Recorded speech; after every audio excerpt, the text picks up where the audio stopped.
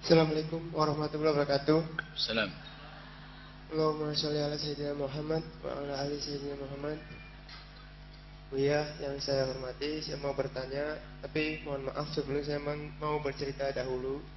Ada seorang teman saya dari SMP, dia melakukan kemaksiatan. Tapi kemaksiatan, kesalahan itu. Tapi dia tidak tahu kalau itu salah. Semenjak terus naik SMA dia tahu yang dilakukan salah, tapi dia imbangi dengan ibadahnya. Lulus SMA semakin tahu kalau yang dilakukan itu salah, maka dia bertobat dan ingin meninggalkannya. Tapi kemudian dia tergoda lagi, melakukannya lagi. Terus dia tobat lagi. Sampai sekarang dia pun melakukannya lagi, dan sampai sekarang dia bingung. Dia malu karena dia merasa dia mempermainkan ampunan Allah. Dia bingung apa yang harus dilakukan, katanya Buya. Dia tidak percaya diri dengan iman yang dilakukannya, karena kalau dia ingin sholat tobat, dia takut nanti tergoda lagi, nanti dia mempermainkan Allah lagi. Sedangkan di hati kecilnya dia itu ingin meninggalkan sebenar-benarnya, ingin istiqomah, mendekatkan diri pada Allah, tapi dengan umurnya yang masih muda dan dengan lingkungan yang zaman sekarang, godaan-godaan di media dan di lingkungan sekitar, dia sangat bingung apa yang harus dilakukannya sehingga dia terus beristiqomah. Segitu saja Buya, terima kasih atas jawabannya. Assalamualaikum warahmatullahi wabarakatuh. Assalamualaikum. Bismillahirrahmanirrahim. Ada seorang anak muda yang hidup dalam pendidikan yang salah sehingga dia sering melakukan pelanggaran-pelanggaran syariat. Dalam perjalanannya ada kesadaran, mungkin karena bertemu guru, kawan yang baik dan seterusnya. Mencoba untuk baik. Tapi juga ada halangan, di tengah jalan lagi ada godaan lagi, balik lagi dalam kebiasaan jeleknya. Kemudian tobat lagi dan seterusnya. Sampai pada akhirnya ada semacam keputusasaan. Putus asa. Bukan malu. Kalau malu tidak seperti itu. Malu kepada Allah tidak bermaksiat. Tapi kalau putus asa, hilangnya iman. Jadi kalau ada orang melakukan dosa banyak, lalu kok putus asa, nggak mau lagi bertobat. Itu bukan karena takut, bukan karena malu. Karena putus asa. Sekarang ada pertama yang perlu dilacak, maksiatnya seperti apa. Kan gitu. Kalau maksiatnya, jadi orang harus menghindar dari sebab kemaksiatan. Mohon maaf. Kalau maksiatnya adalah zina, berarti urusan syahwatnya. Menikah dia. Tidak perlu mengejar karirnya dulu, apalagi menyelesaikan sekolahnya dulu. Kalau masalahnya kasus hubungan-hubungan seperti itu, kalau misalnya masalah perzinaan, maka cari pelampiasan syahwat yang halal. Dan itu pendidikan dari Allah. Allah subhanahu wa ta'ala menciptakan kepada hambanya adalah syahwat, tapi pun Allah juga memberikan kepada hamba cara melampiaskan syahwat tersebut dengan cara yang bersih, yaitu dengan pernikahan.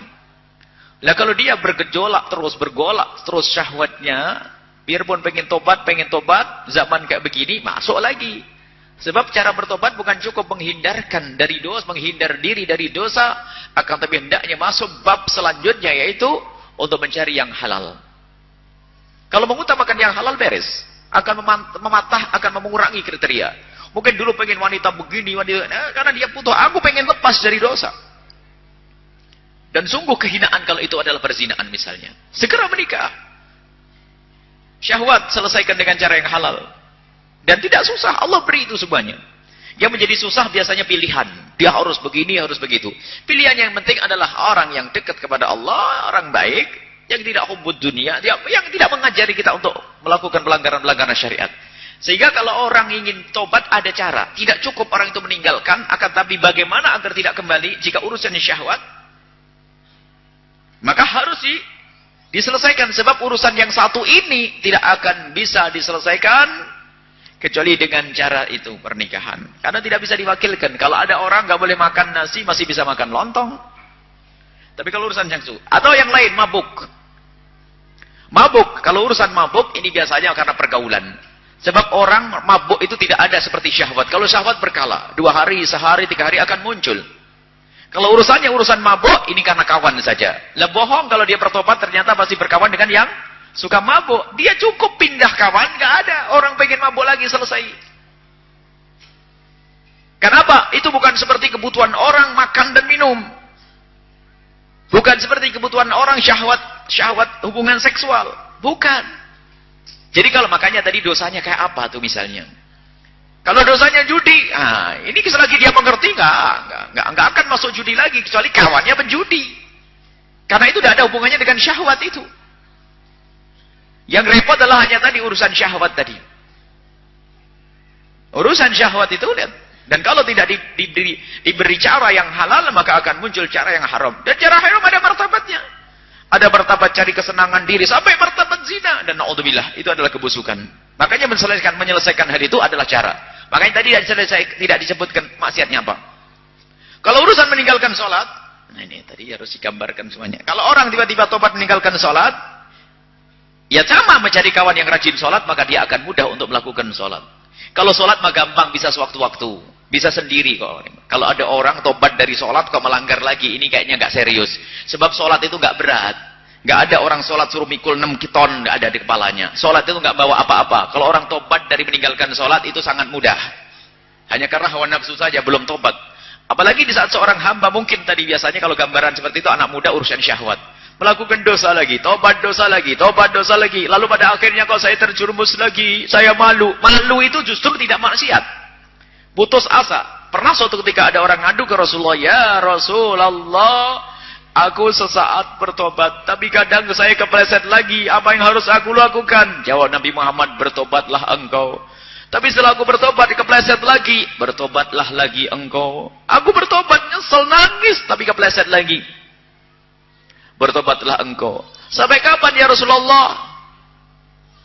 Sampai engkau bosan, maka Allah akan bosan. Jika engkau tidak bosan untuk bertobat, Allah pun tidak bosan. Sebab dosa yang pertama bukan dosa yang kedua. Dosa yang pertama mungkin, naudzubillah, seorang berzina di hari ini. Kemudian menyesal. Tiba-tiba kepleset lagi. Yang kedua adalah bukan diniati. Mungkin kepleset karena satu hal. Tapi harus menghindar dari sebab orang terjerumus dalam zina. Halal, cari yang halal. Mabuk dan seterusnya. Jadi kalau ada orang melakukan dosa, kok kemudian balik lagi, cepat kembali kepada Allah. Cepat kembali kepada Allah. Cepat kembali kepada Allah. Jangan sampai masuk bab putus asa. Itu saja intinya. Bagaimana kalau saya melakukan dosa lagi? Ya hina. Cepat kembali kepada Allah daripada nanti mati dalam keadaan bermaksiat, su'ul khotimah. Naudzubillah. Tapi awas, hati-hati. Jangan mengentekkan urusan dosa. Apalagi dosa gede. Kita tidak tahu malaikat Israel ada di mana saat ini. Apakah sudah menunggu kita? Jangan sampai waktu melakukan kemaksiatan dicabut nyawa kita oleh Allah. Takutlah kepada Allah. Bab tobat itu nanti ada sendiri. Yang jelas, tidak boleh orang putus asa dalam bertobat. Pengampunan Allah sangat luas. Tapi ingat, rasa takut kita itu tidak boleh rasa takut menjadikan kita tidak tobat. Kalau rasa takut menjadikan seorang hamba tidak tobat, itu iblis yang mengilhaminya. Ilham fujur. Tapi kalau rasa takut menjadikan dia semakin dekat kepada Allah, itu dari ilham malaikat.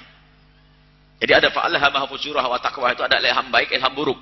Ilham baik adalah dari malaikat, perintah Allah. Kalau ilham jelek itu dari iblis.